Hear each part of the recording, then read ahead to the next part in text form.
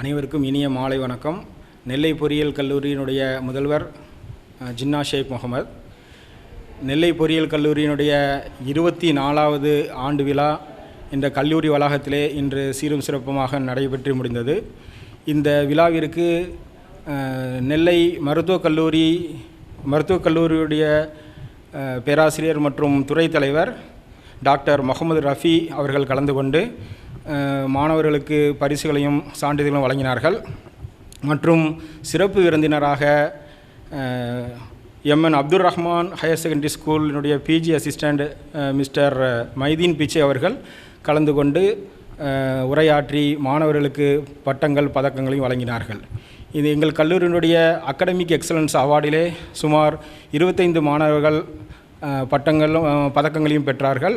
மற்றும் கலை நிகழ்ச்சிகள், போட்டிகள், பல்வேறு போட்டிகள் நடைபெற்றது. எங்கள் கல்லூரியிலே நடைபெற்ற சிம்போசியத்திற்கு அதில் அதிகமாக பேப்பர் ப்ரெசன்டேஷன் பண்ண ஸ்டூடெண்ட்ஸ்க்கு அவார்ட் மற்றும் 100% அட்டண்டன்ஸ் அவார்ட் மற்றும் அகாடமிக் எக்ஸலன்ஸ் அவார்ட், அது மட்டும் இல்லாமல் ஸ்டாஃப் மெம்பர்ஸ் 100% ரிசல்ட்டு கொடுத்த ஸ்டாஃபுக்கும் நாங்கள் இந்த விழாவிலே கௌரவித்தோம். எங்கள் கல்லூரியானது நெல்லை மருதகுலத்திலே அமைந்துள்ளது. எங்கள் கல்லூரியில் நாங்கள் 7 பாடப்பிரிவுகளை வைத்துள்ளோம். BE civil engineering, BE mechanical engineering, BE electrical and electronics engineering, BE computer science and engineering, BE electronics and communication engineering, BTech பாடப்பிரிவிலே artificial intelligence and data science என்ற புதிய பாடத்தை இந்த வருடம் துவங்கியிருக்கிறோம். அது மட்டும் இல்லாமல் பிஇ சைபர் செக்யூரிட்டி என்று சொல்லப்படக்கூடிய துறையும் எங்கள் கல்லூரியிலே அமையப்பட்டிருக்கிறது. எங்கள் கல்லூரியில் பயின்ற முன்னாள் மாணவர்கள் அயல் நாடுகளே இப்பொழுது சாஃப்ட்வேர் துறையில் சிஇஓவாகவும் பணியாற்றி கொண்டிருக்கிறார்கள்.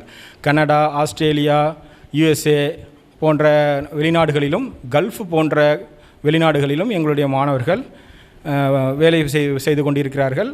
எங்களுடைய முன்னாள் மாணவர்கள் அரசு துறைகளிலும் பணியாற்றி கொண்டிருக்கிறார்கள். இது எங்கள் கல்லூரிக்கு கிடைத்த தனி சிறப்பு என்பதை நான் பெருமையுடன் சொல்லிக் கொள்கிறேன். நன்றி, வணக்கம்.